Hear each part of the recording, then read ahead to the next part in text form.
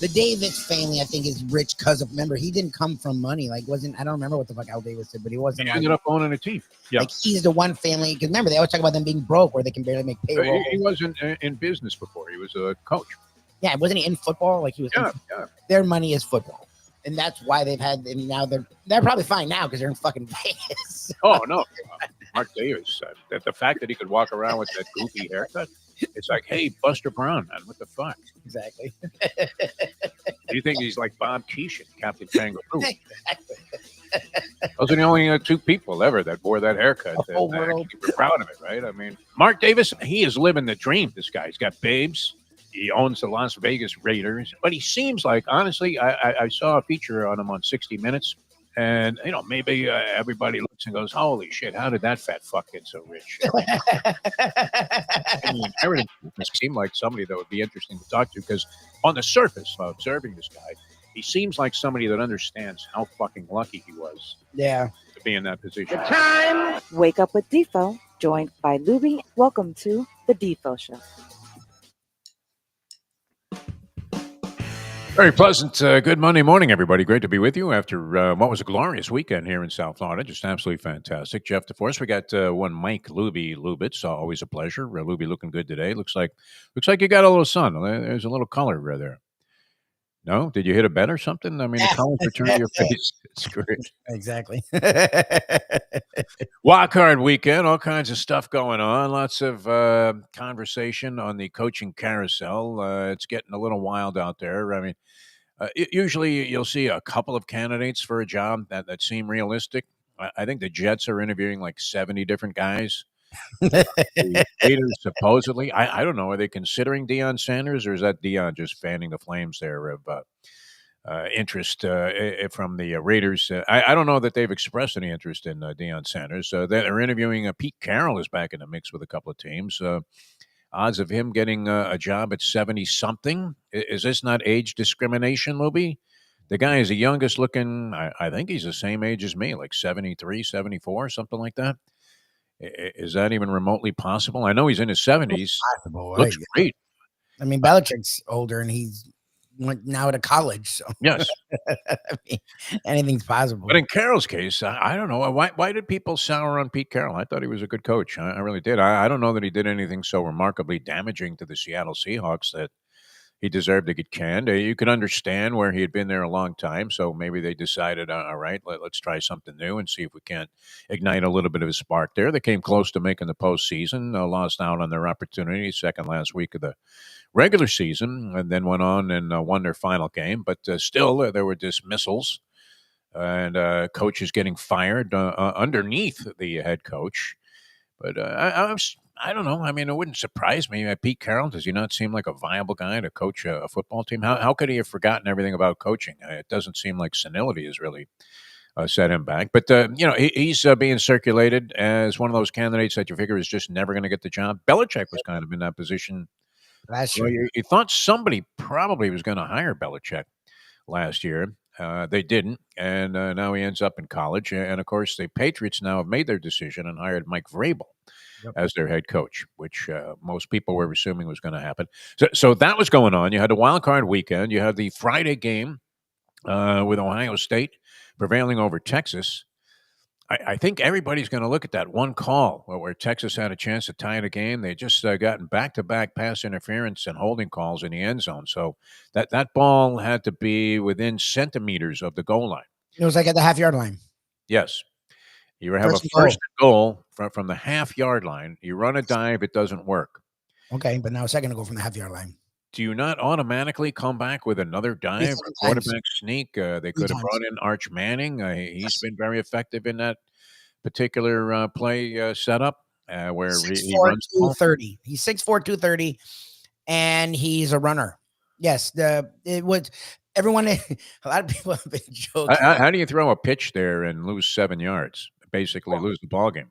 But out of the shotgun too, it wasn't even like they caught it and they caught it, ran in the shotgun, giving the defense a head start, and then pitched it backward 2 more yards. Like people are joking, like, when did Mike McDaniel start coaching Texas? That was Mike McDaniel's special, wasn't it? Yeah. Nobody blocking the end on the left side.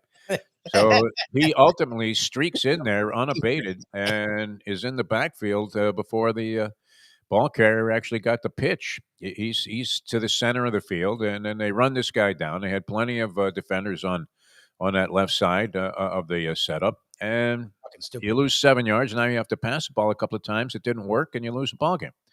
Mhm. The final score not necessarily indicative of how close this thing actually was because of the scoop and score that took place after the quarterback had the ball knocked out of his hands and was picked up and run back for a touchdown. So Ohio State now heavily favored over Notre Dame, Lubie. What do you make of that? Notre Dame, they're writing a Cinderella story.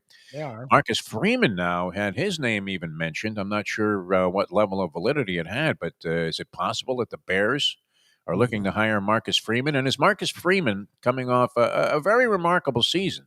Yes. And yet, you look at what happened with Notre Dame. Now, maybe he's doing this with less talent than other teams. That certainly is something that should be taken into consideration. The Northern Illinois loss, he managed to kind of get by that, and he's been tagged with these kind of hideous losses. You mentioned it last week, losing to Marshall the previous season. So one of those guys that gets pegged with one of these inexplicable losses to teams that would seem to have no chance to compete with the Fighting Irish of Notre Dame. And yet, a pretty clever game all the way through by the Fighting Irish. They were 9.5-point dogs immediately to Ohio State in the college championship game, which doesn't take place until, I believe, sometime in February, right? I believe January 20th. Was it really? I know they've added a lot of games, but how much time between games you need? Now, they wouldn't want to go head-to-head with the NFL second round of the postseason.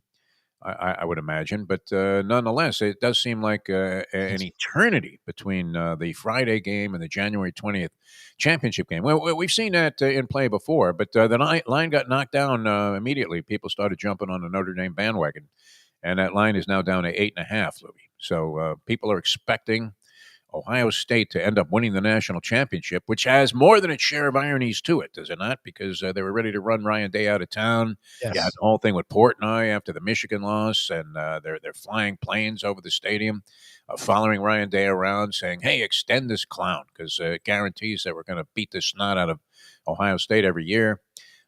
Inexplicable loss there to Michigan, where Ryan Day essentially was blamed for just completely fucking it up by going Macho Man. But yeah, there was an impressive performance, and yet Texas is very much in that game. So Sarkisian taking tremendous heat. That because it didn't work, it really looks dumb. But you would have to think.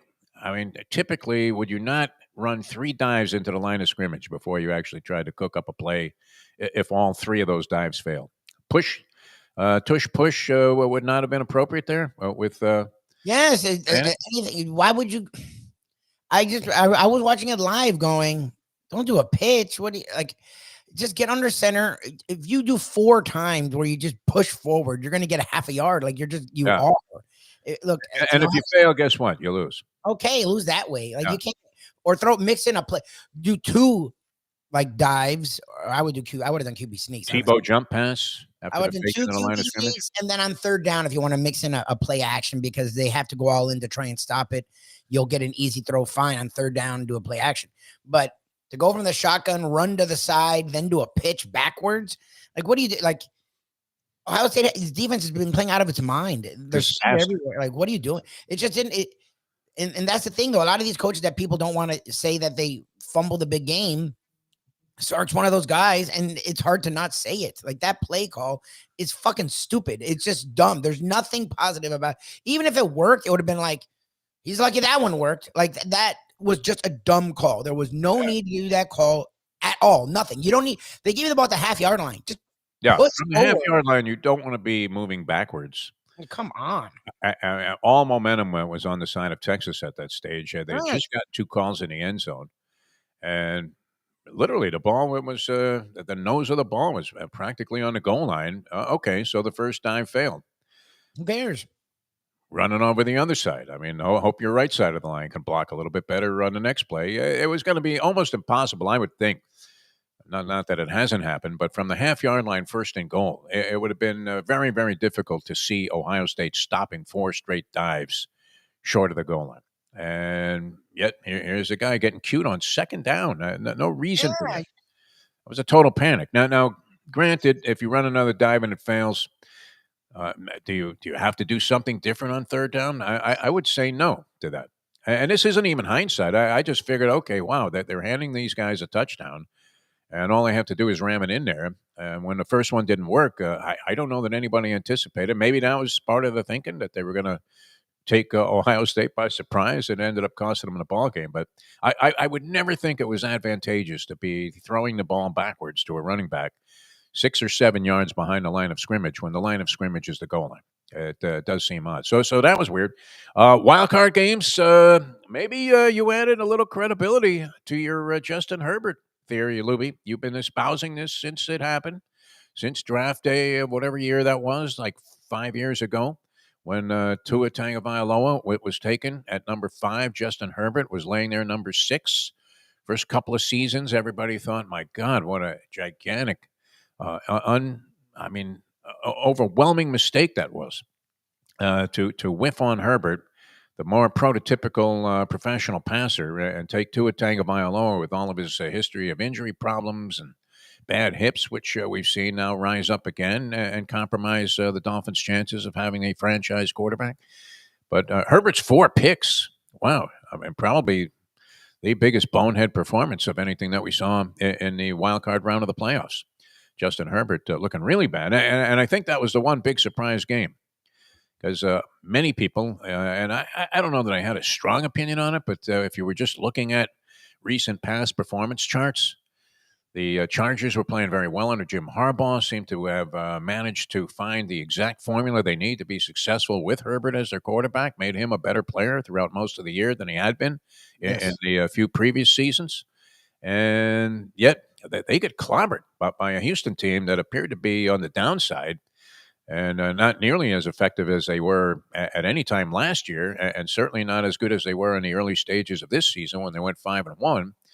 But wow, that was a bit of a shocker for me to see Houston dominate that game on the scoreboard, 32. Well, look, and the 4 interceptions were egregious, Yeah. but I don't know. He may have had 1 or 2 that were like, most of them were just him throwing the ball and guys not catching it. Like even the McConkey one where it was high, it goes through his hands. Like I'm the first one to when the whole debate Herbert, Tua, whatever, I lean Tua. I don't know why. I would still rather have Herbert. He's fine. He's a big, strong dude, but he's not better. Like he's just, I've said this from that day, and I've been right the entire time. He's big, he's strong, he's strapping, he's not better. Like that's just maybe neither guy is that caliber. Yeah, well, neither guy's proven anything. Neither has a playoff victory, but he's had this thing. Well, if he's had talent. Talent is not his problem. He's had talent. It's who he is. He's a good quarterback. He has all the physical traits to be a great quarterback. He's not. Tua is a good quarterback. He is accurate enough to be great. Right now, he's not. Like they haven't won in fucking December and January.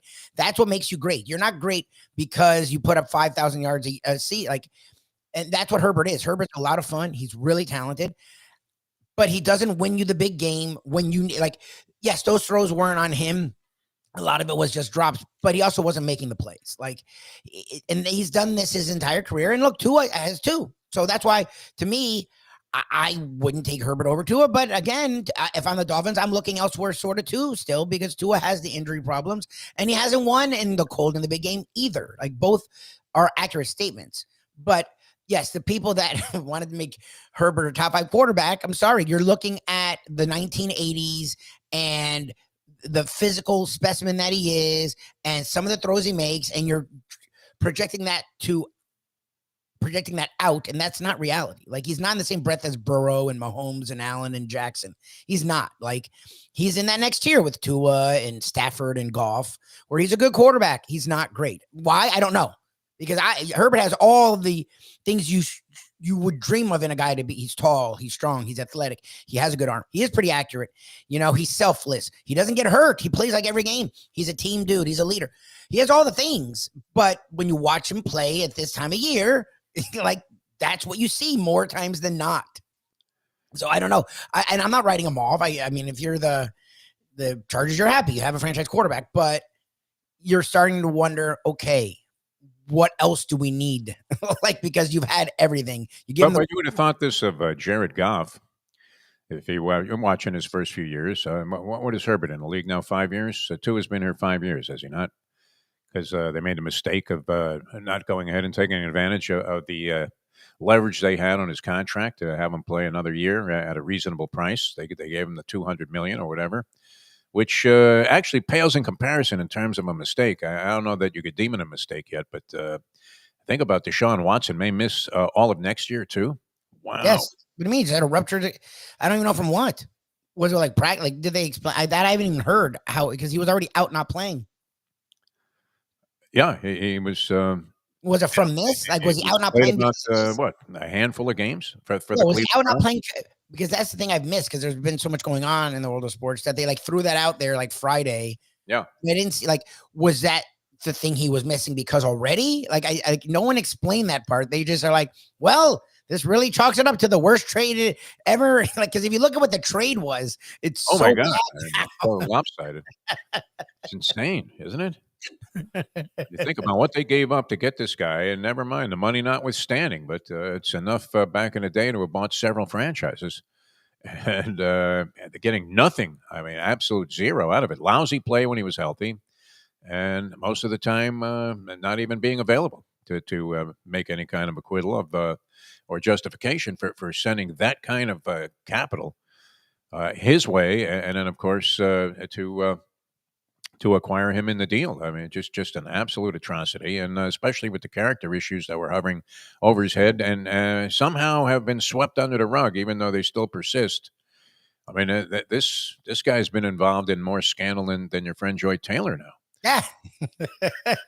Well, I'm still trying to figure this out, though, Libby. I know it doesn't look good. It's not a good look, but I mean, and you don't want to think of somebody sleeping their way to the top or having to do so to gain a position on a job. It's not like it hasn't happened before or is unprecedented. Many times, I'm sure it was by it wasn't something like that where it was involving sexual harassment on the part of an executive. It was just the woman following her own desires. Well, we know she did nothing illegal. Yeah.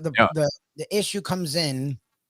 It's not a good look. I mean, for the network, It's not a good look for the network. It's not a good look for the exec. It's not a good look for her, because supposedly she was conniving and scheming, and people don't want that. It's not a good look.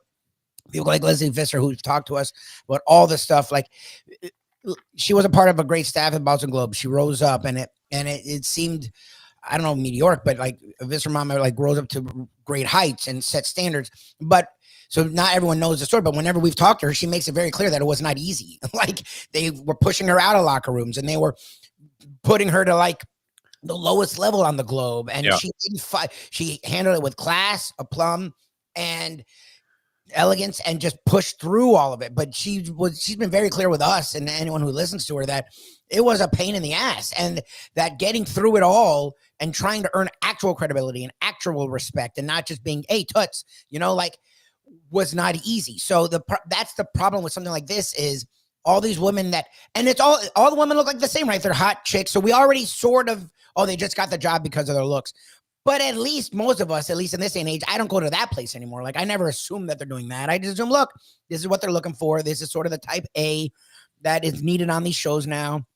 Fine. But they all handle the role fine. Like, you don't assume that any extracurriculars were involved. Like, something like this pushes women's, I don't know about right, but women's equality in this genre, in this industry, back like a lot. Like, it's the opposite of what women are looking for. And on top of that, there's some stuff in the documents that's fucking weird, that she was like talking about sleeping with the dude and said, look, if it ever comes out, I'm just going to say he tried to rape me. Like, you can't do not a particularly flattering. If that's true, that's really bad. And that's the kind of thing that gets you fired. Like, I don't know how the fuck you prove any of this. I really don't.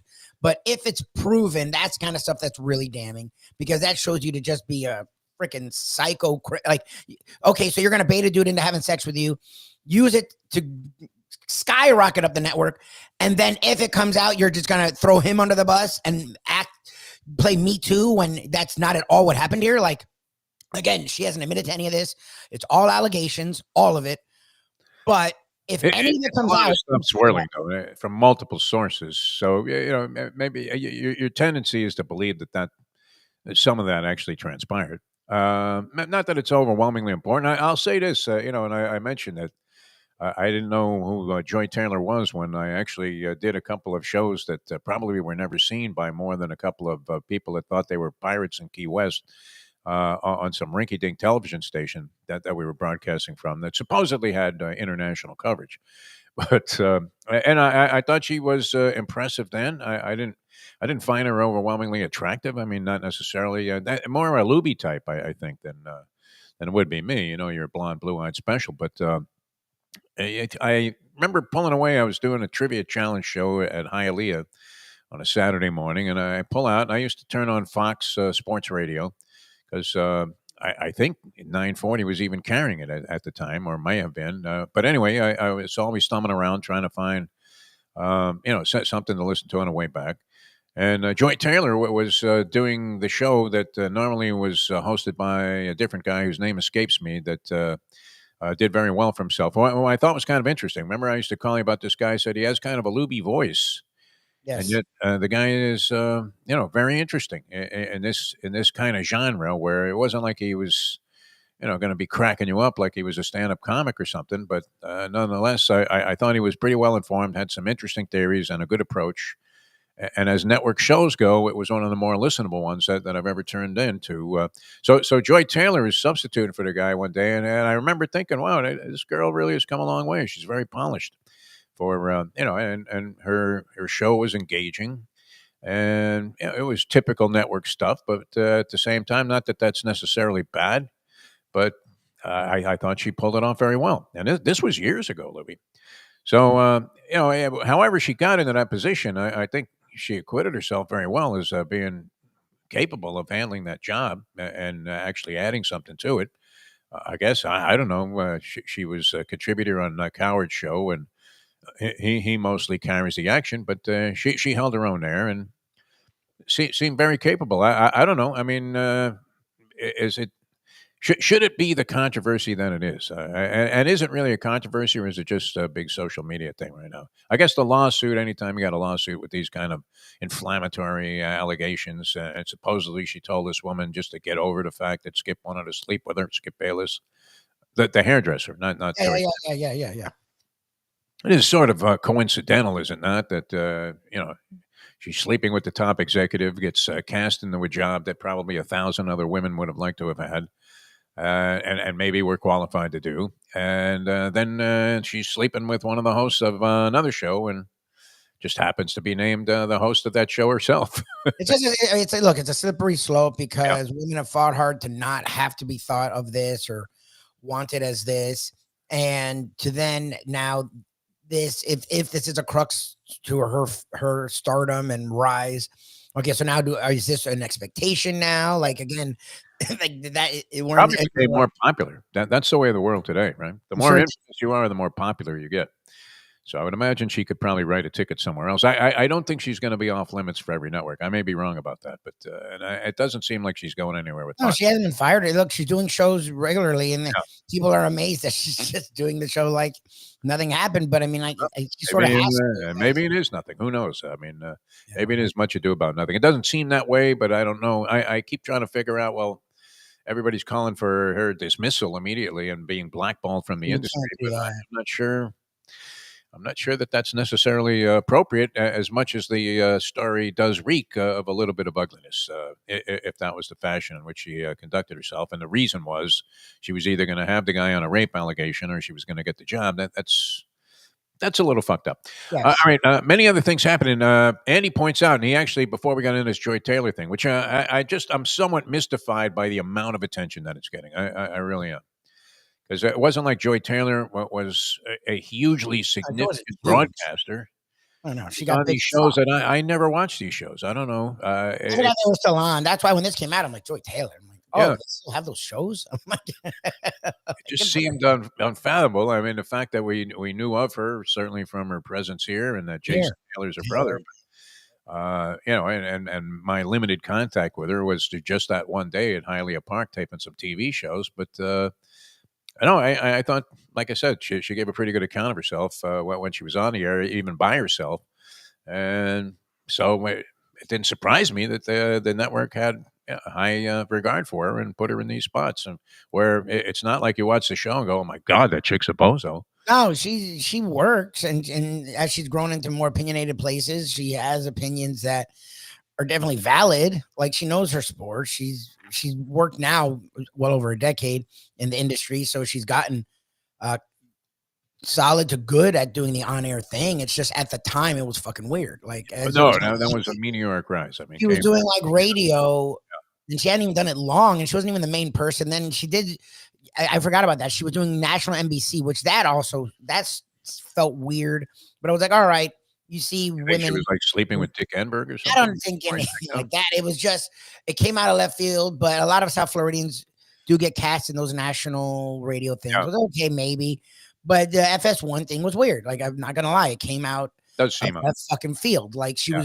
hadn't done any TV at all, and wasn't doing guest spots or anything.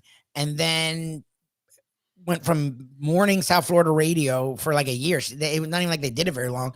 To then, and she was like in her mid-20s, to then now being a fill-in on Coward, to being on Coward, to then being on the Skip thing, to then getting, I guess, her show. Yes. In a matter of like a few years was like, okay, good for her. It's just rare that it doesn't happen. Like, even the people that move up, there's like ladders and shit. Like, it just felt very interesting.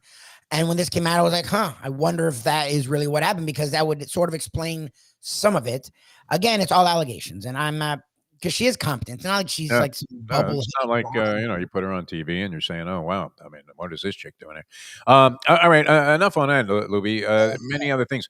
Andy beat me to what would have been my next thought on the program on the playoffs, and that is, wow, Jaden Daniels. What I mean, She's legit, yeah. people debate this. I know this was a big thing with Dan Levitard, was always trying to, and I don't know if he was serious about this, because it seems obvious to anybody that ever watched or played any sports. There are certain players and certain plays that would have to be labeled clutch.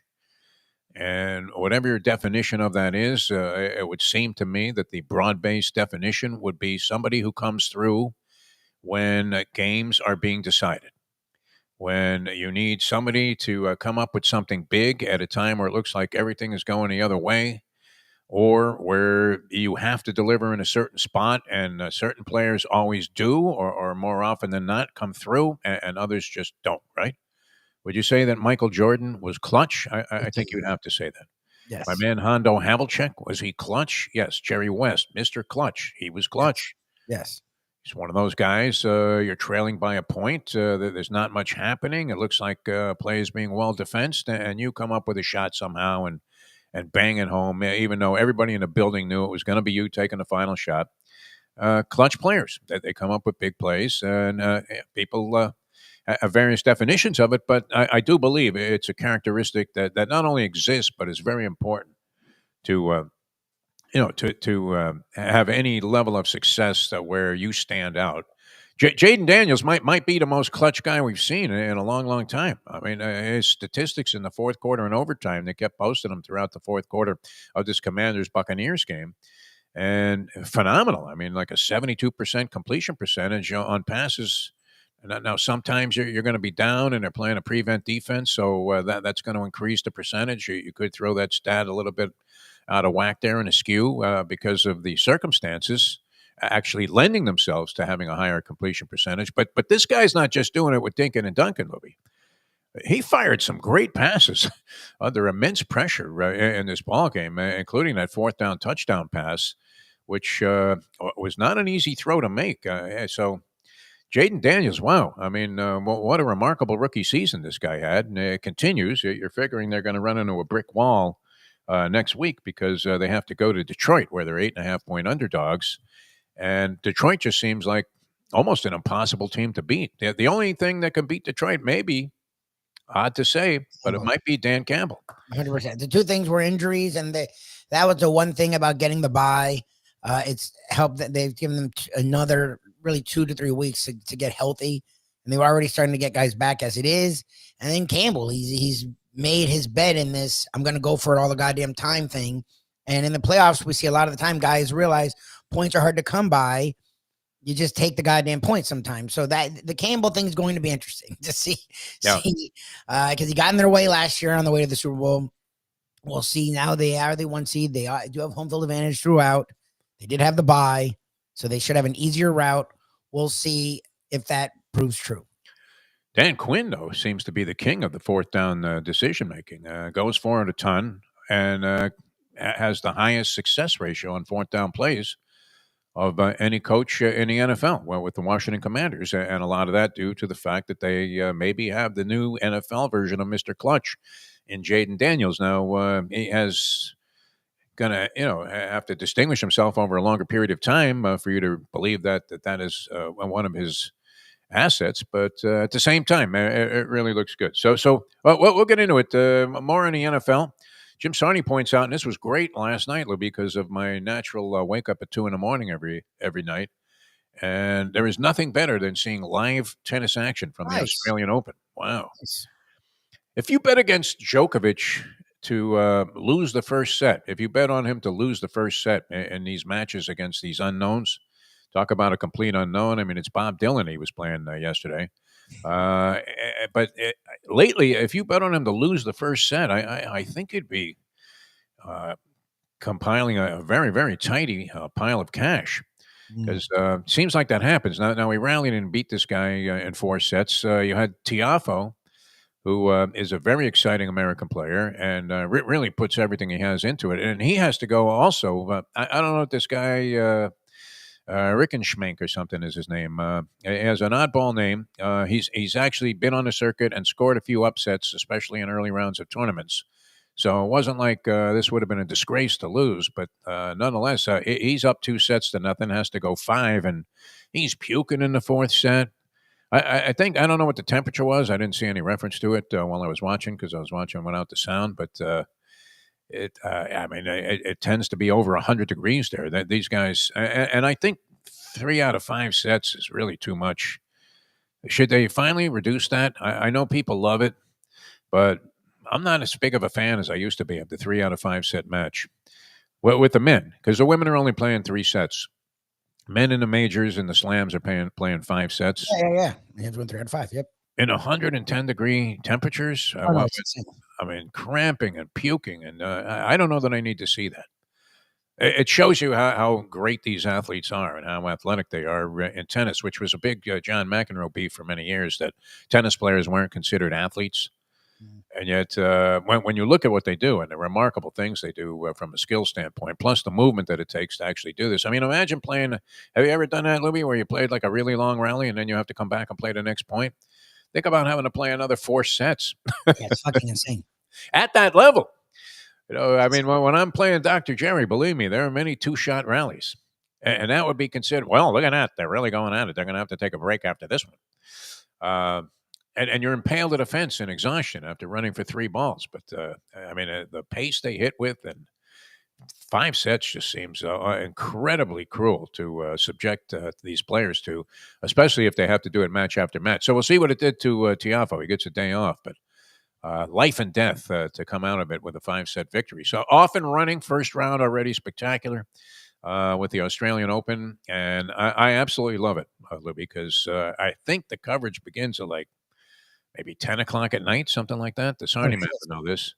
And then goes from ESPN to ESPN2 and right into perpetuity. I mean, right through the morning. You can be watching live tennis action from the Australian Open. First big tournament of the year. And it starts right at the beginning of the year, which is a little odd. They come right out. It's kind of like Daytona being the first race on the NASCAR circuit, where they're going, oh, it's the World Series right here. And you're thinking, wait, so where do you go from there? Downhill.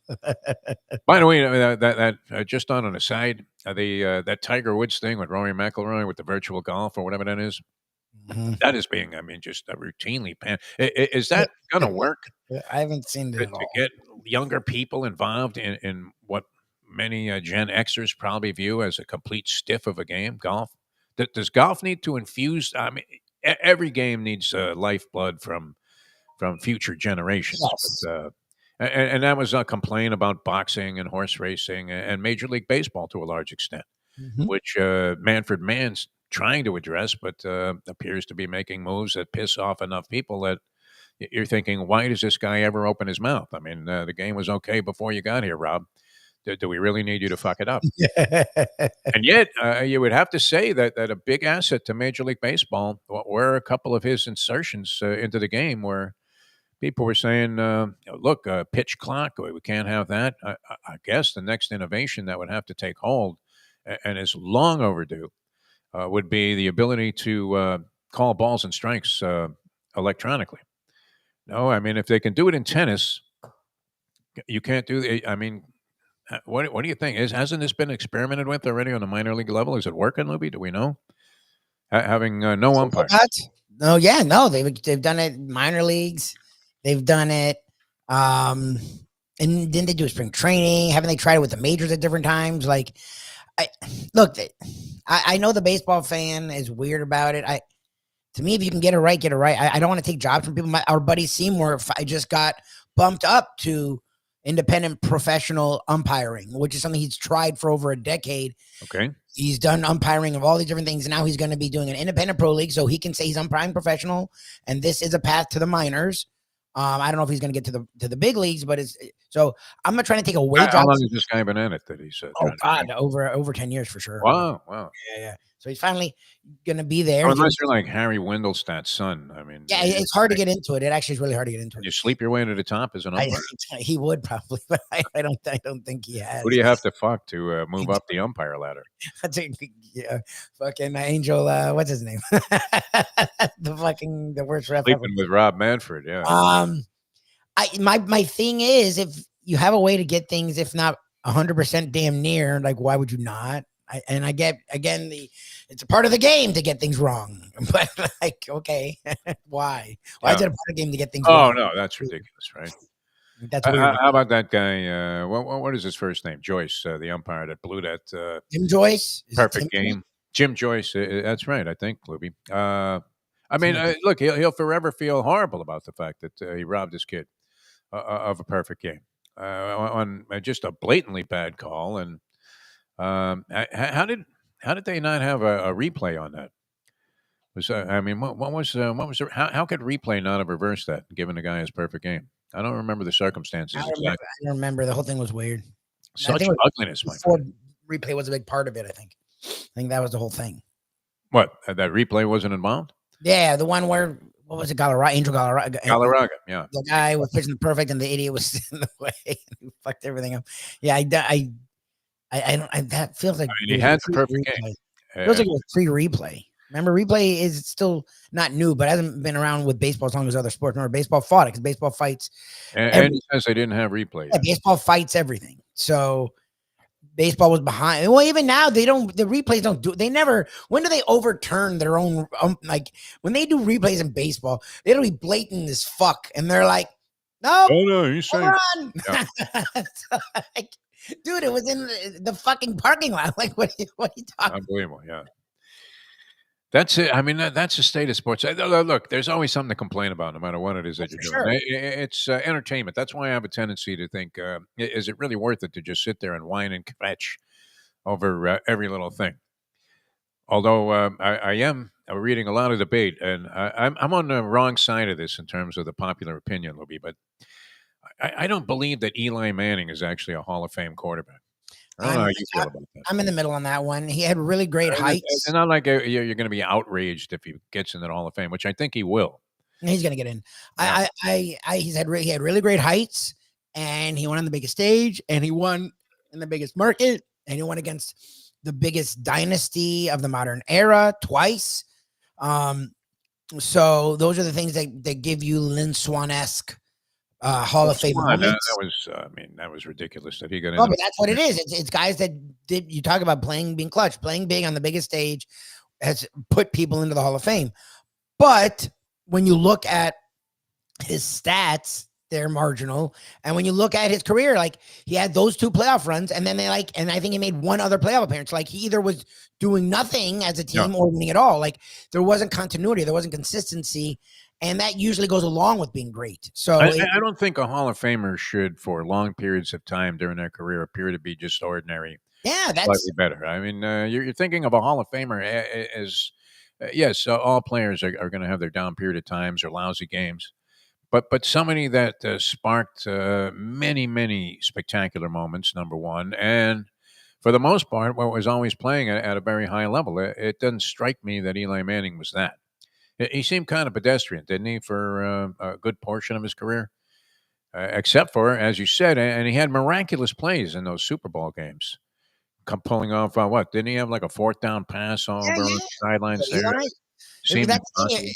It was that it wasn't a one-trick pony, right? He didn't just have the heave Yeah. where he almost died to Tyree. It was then they came back, was it 2 or 3 years later, and he engineered that last drive to Manningham. Like, Yes. so I get why people put him in that category. And again, like you said, I wouldn't be like, oh my God. Oh, and the David what the Tyree fuck? play, which was a total luckout. I mean, Yes, a on both sides. disaster of He's a shit play on that ended up sack. being He's big. not mobile at all, but somehow gets away from 3 dudes, flings it down the field, and a dude had never done anything in his career, makes on a borderline Hall of Famer himself, Rodney Harrison. The fly rule was invoked. A ridiculous catch. Yeah, but then the Manningham thing, I guess, sort of was like, oh, maybe this is Eli, Captain Clutch. The problem is he didn't do it ever again. And that's always the thing that's used, right? Was this player the best or at least like top 3 at their position during their career for the majority of their career?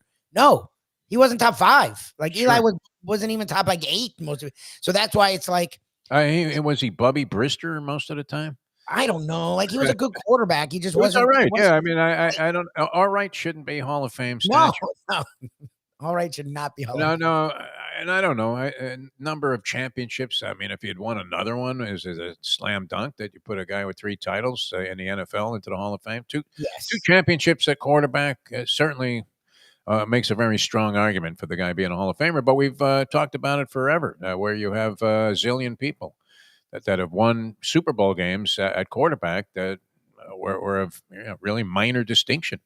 Other than that, as NFL players, and didn't do a whole heck of a lot. So, does that immediately mark a qualification? Supposedly, there's some debate whether he'll get in as a first time or first ballot Hall of Famer. The first ballot thing they don't talk about as much as they do in baseball. Baseball, the first ballot thing is a big deal. Like in the NFL, usually, look, there are guys that'll wait. We saw Zach Thomas wait a ridiculous amount, but like I don't know if they delineate first ballot. It's just my problem is this group's really strong, and Eli's like one of the headliners, and I'm like, he doesn't belong over any of these guys. Like, there's a lot of guys that aren't going to get in from this group that had better careers than Eli Manning. So I think he eventually would get in just because he had a very strong career and he had memorable moments, and that's what helps win a Heisman and get you in the Hall of Fame. But I wouldn't put him in now. Like, if you look at the group, it's a really strong group, and he's very likable guy. I mean, that certainly isn't going to hurt his chances of getting in. I mean, he hung around in New York that long, didn't have any controversies, didn't have any issues, dealt with the media really well. That always helps as well because the media is who vote you in. I don't know. He's a weird one to me because I don't see him as a Hall. Like, after the second Super Bowl, you assumed he would, but then he played a bunch of years and they didn't make the playoffs at all. So it's like, look, Russell Wilson seemed like a surefire Hall of Famer. A lot of people now, because of his second act between the Broncos and the Steelers and the end of his Seahawks days, now a lot of people are questioning him. And he, at least when he was good, he was really good. Like, he was a top 3 to 4 quarterback in the league most of his career, and people question him. So if you're questioning Russell Wilson, like, how are you not questioning Eli Manning? All right. So we voted him out, Lubie. You and I. I don't have a vote, so it doesn't matter. We're going to come back in a minute here. I mean, we're schlubbering here, and we really haven't accomplished much.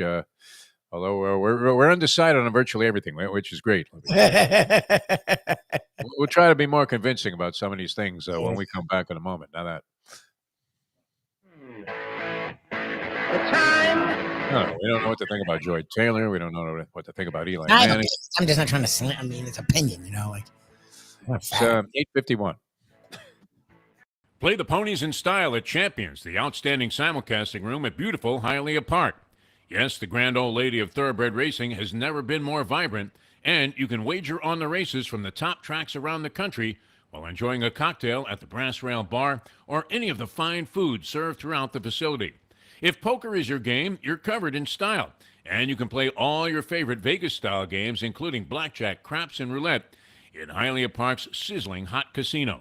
Get a player's card when you walk through the door for all kinds of generous amenities, including our favorite, free play when you come out to the ultimate casino and entertainment destination, Hialeah Park.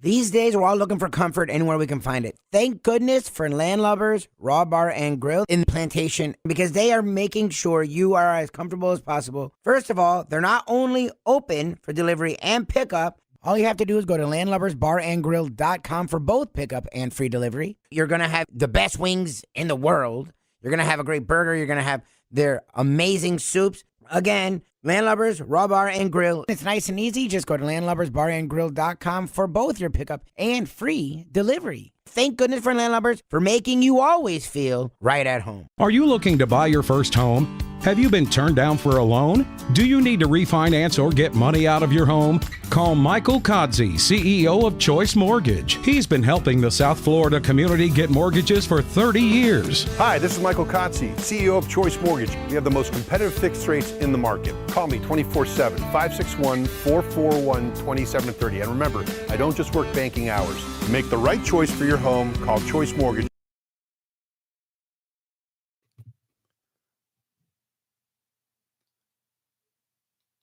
This comes from the great Defo Lama. It's the bets you don't make, the chances you don't take, that can compromise an otherwise incredible life, my friend. The only way to get your morning started is with Defo, joined by Lubie, right here on The Defo Show. I don't know why I was blanking on Trent Dilfer. Trent Dilfer would be the poster child for quarterbacks that have a Super Bowl victory. Jeff Hostetler, didn't he win a Super Bowl? Plunkett was one that came with a lot of acclaim, sort of meandered, and then found a way to win later in his career. Yeah. I mean, definitely gave his career a little mark of distinction by winning that Super Bowl, even though he wasn't the greatest quarterback, and probably was a flaming disappointment. Oh, as yeah. the number one overall pick in terms of level of accomplishment during his pro career. I did want to mention this. It probably won't be mentioned on any other sports show around the country, which is why we were attracted to it naturally. But it should have a place in the heart of many. I know Andy probably can relate to this 1,000%. And that is, and this guy was a part of a legendary, you talk about, I mean, listen to these names, Lubie. You had Ed Boucher, Helio Chacon, Cliff Cook, Sammy Drake. I don't remember anything about Sammy Drake. Rick Hersher. I don't remember him either. The late, great Gil Hodges. Rod Keneal, who was a very popular player with this team. Eddie Kranepool, Mr. New York, Mr. Bronx. Jim Marshall, 100-year-old Charlie Neal, who was starting, I believe, at second base. Marvelous Marv Throneberry. And the man with a plate in his head, Don Zimmer. They were all part of the original Met roster, along with a guy who checked out, I think, on Friday. Made it to 90, a big number. But we had to say rest in peace and honor the late, great now, Felix Mantilla. Oh, I'm sorry. Felix Mantilla, yeah. So another original Met bites the dust. Very unfortunate. Yeah, you know, I saw, speaking of Mets, at that basketball luncheon I was emceeing, one of the, it was mostly, old basketball players and the fans, but or people that were involved at various levels of different stages of basketball development. And Rick Barry, this was interesting. Special K told me the story because he was very, very compelling when he was speaking, as he can be. But you know this from Rick Barry, a lot of it's, and the reason people hold him in high disdain is because of the I, me, my factor with Rick Barry. Everything is about him, right? So I didn't realize this, and I'm glad it didn't happen while I was sitting there, trying to sort of move the event along as the MC, because it would have been a hard act to follow. But a couple of years prior, Earl Strom, the great official, his son was in the audience, and they were going to pay some kind of tribute to Earl Strom, who I guess had passed away. And Rick Barry's spot, it's announced that Earl Strom's son is in the audience. Now this is, not a huge room, Lubie, so it would be fairly intimate to have somebody like on the stage insulting you from a few tables back. So it turns out Rick Barry goes off on this whole thing about how Earl Strom cost his Golden State Warriors a championship and was the worst referee in the history of Oh, no. Why absolutely lambaste the guy. It's unbelievable. So that was an aside there. But Art Shamsky was at that. The great Art Shamsky, who was with the Cardinals and the Mets. Art Shamsky, but a very popular figure around New York. Mantilla was one of those guys that you had 6 or 7 copies of his baseball card. That's what Andy's saying. Yeah. Yeah. Everybody had several Felix Mantillas. So familiarity there. And he wasn't the worst of the 62 Mets by any stretch of the imagination, because some of these guys couldn't even get out of their wheelchairs when they were brought to the sidelines for the original ceremony. So we will send our condolences to friends and family and fans of the great Felix Mantilla, 62 Mets, a team that forever will be etched in infamy in Major League Baseball. Although they'd who was it this year that was like the absolute garbage team? It wasn't the A's. On baseball? Yeah. Well, it could have been the Marlins, but it wasn't. wasn't. The Marlins? Wasn't there a team that was threatening to not win 40 games this year? I think it was Oakland. The A's, I know, were dreadful. I thought the Marlins were about as bad. No, Marlins,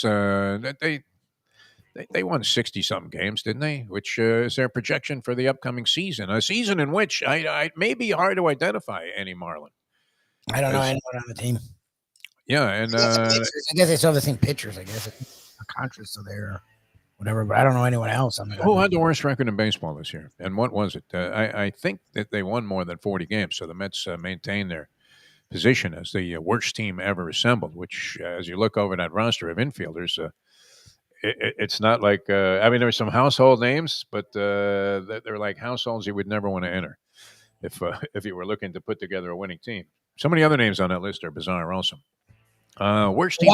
The White Sox were fucking. That was it. Yeah, 41 and 1. They were 41 and 121. Oh, they did it. Okay.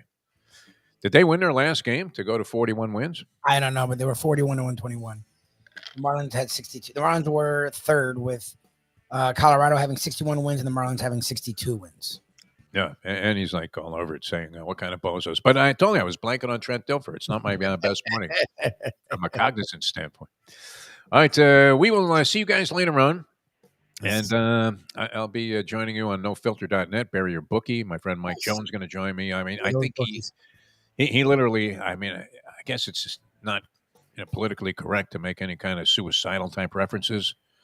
But if a guy could have been suicidal, it was this man on the weekend. So that should be a lot of fun because I had kind of a mixed bag of success. A good day at the horses on Saturday.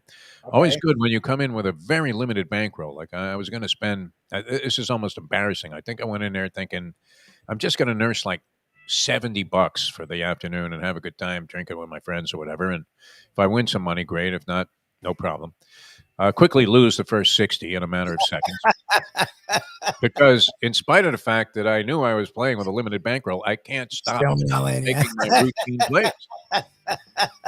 You're backwheeling the favorite in $5 exactas with 4 horses. There's 20. Now you want a little piece of the try if you happen to connect on that. So there's another 10, even if you're doing it for 50 stinking cents. And let's face it, you want to have some pick 3, pick 4 action, so you might be able to make a score later on. So I get down to like my last $6, and then I started hitting. Oh, okay. So it turned out to be a good day in that regard. And then I won the first 3 in my personal bookmaking venture with the great Francesco. Okay. The first 3 of the playoff games, but I now then subsequently dropped the last 2 because he gave me the Bucks, which. Wow, that was looking pretty solid, wasn't it? Fucking Mayfield doesn't fumble that goddamn football. It feels like the Bucks probably won that game. They had just gotten a fucking 4-down stop. Yeah. They had the ball, and they almost did it again before Daniels threw this like amazing pass into the end zone while under pressure. And you thought, who would you rather have right now, Lubie? That's a good question. Never mind Herbert. That's in the past. Would you rather have Jaden Daniels or Tua Tagovailoa at $200 million? I don't know. Everyone's going to say Daniel. Look, they did this with Stroud and Love last year. 1 year doesn't do it for me. I'm sorry. Like, we've seen what Stroud has fallen back to. We've seen what Love has. Love is bad in that Green Bay. Back to, like, 1 year. Look, Daniels is a talent, and he's playing really good football right now. It's his first year. He's new. People don't have the tape on him yet. We'll see.